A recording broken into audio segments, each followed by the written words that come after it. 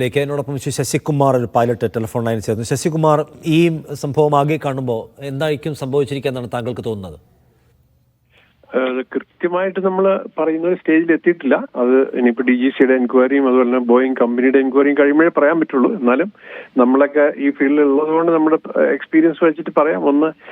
ഒരു കാര്യം ഷുവറാണ്, പൈലറ്റിന് യാതൊരു വിധത്തിലുള്ള കൺട്രോളും ഉണ്ടായിരുന്നില്ല. അതുകൊണ്ടാണ് അങ്ങേര് മേഡേ കോൾ കൊടുത്തത്. മേഡേ എന്ന് പറഞ്ഞാൽ extreme emergency immediate landing required. അപ്പോൾ ഒരു വളരെ ഗ്രേവ് ആയിട്ടുള്ള എമർജൻസി ഉണ്ടായിരുന്നു. അതെന്താണെന്നാണ് നമ്മളിപ്പോൾ നോക്കുന്നത്. ഒരു ചാൻസ് ബേർഡ് ഹിറ്റ് ആണ്. ബേർഡ് ഹിറ്റ് എന്ന് പറഞ്ഞാൽ സാധാരണ വളരെ അൺകോമൺ ആണ്. 2 എഞ്ചിനും ഒരേ സമയത്ത് ബേർഡ് ഹിറ്റ് വന്ന് പവർ പോകുന്ന ഒരു കണ്ടീഷൻ. പക്ഷെ നമ്മൾ വീഡിയോ കാണുമ്പോൾ എയർക്രാഫ്റ്റ് ടേക്ക് ഓഫ് ചെയ്ത് പോയിട്ട് അത് നിലംപതിക്കുകയാണ്. അപ്പോൾ പവർ ഉണ്ടായിരുന്നില്ല എന്നുള്ള ഗ്യാരണ്ടിയാണ്. അതിന് എന്തുകൊണ്ടാണെന്നുള്ളതാണ് നമുക്ക് അനലൈസ് ചെയ്യേണ്ടത്.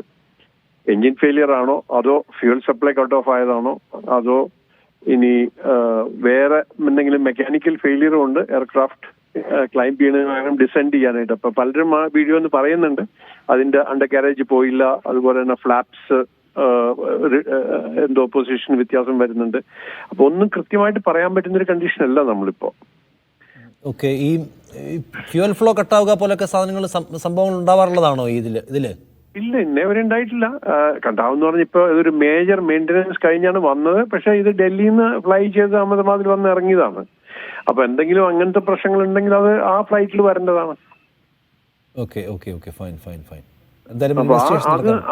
അത് നമ്മള് ഞാൻ പറഞ്ഞ ഇങ്ങനെ ഇന്നത് കൊണ്ടാണ് എഞ്ചിൻ ഇങ്ങനെ പവർ ഫെയിൽ ആവാനുള്ള കാരണം പറഞ്ഞാണ് ഞാൻ. ഫ്യൂവൽ കട്ടായാലും അതല്ലെങ്കിൽ 2 എഞ്ചിനും ഒരേ സമയം ബേർഡ് സ്ട്രൈക്ക് ഉണ്ടായാലും ആണ് അങ്ങനത്തെ ഒരു സംഭവം വരുന്നത്. ഇത് പൈലറ്റിന്റെ കയ്യിൽ യാതൊരു കൺട്രോളും ഉണ്ടായിരുന്നില്ല എന്നുള്ളത് നമുക്ക് ക്ലിയർ ആയിട്ട് മനസ്സിലാവും. അതുപോലെ തന്നെ അദ്ദേഹം മേഡേ കോളും കൊടുത്തു. ഈ ഷോർട്ട് ടൈമിൽ 2 മിനിറ്റ്സിൽ അദ്ദേഹം ATC അറിയിച്ചു, അല്ലെങ്കിൽ എൻവയറമെന്റിനെ അറിയിച്ചു മേഡേ എക്സ്ട്രീം എമർജൻസി എന്നുള്ളത്. അപ്പൊ അത് വെച്ച് നമ്മൾ നോക്കുമ്പോൾ ബെനിഫിറ്റ് ഓഫ് ഡൗട്ട് പൈലറ്റിന് കൊടുക്കുമ്പോൾ എന്തോ ഒരു ഗ്രേവ് എമർജൻസി, അതുകൊണ്ട് അദ്ദേഹത്തിന് ഒന്നും ചെയ്യാൻ പറ്റാത്ത കണ്ടീഷനാണ് താഴേക്ക് പോയത്. ഈ ബേർഡ് ഹിറ്റ് എന്ന് പറഞ്ഞാൽ അതിന്റെ ഒരു സീരിയസ്നെസ് എന്തുമാത്രമാണ്?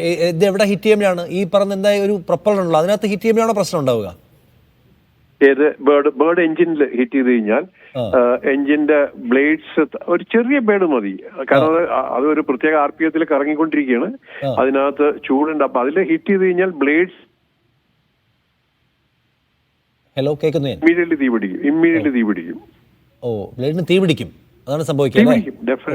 അതാണ് സംഭവിച്ചതെന്നുള്ളതാണ് നമുക്ക് തോന്നുന്നത്. പക്ഷെ ആ ടേക്ക് ഓഫ് ഞാൻ ഇന്ന് വളരെ പല പ്രാവശ്യം നോക്കിയത്, ഓടിച്ചു നോക്കി. പക്ഷെ നമുക്ക് ബേർഡ്സിനൊന്നും കാണാൻ പറ്റുന്നില്ല. പിന്നെ അതിനല്ല, ഇപ്പൊ ഒരു 45 ഡിഗ്രി ടെമ്പറേച്ചറാണ് അഹമ്മദാബാദില്. ആ സമയത്ത് ഒരു ബേർഡ് സ്കൈയിൽ ഉണ്ടാവാനായിട്ടുള്ള ചാൻസും വളരെ റെയറാണ്. നട്ടുച്ച സമയമാണ്.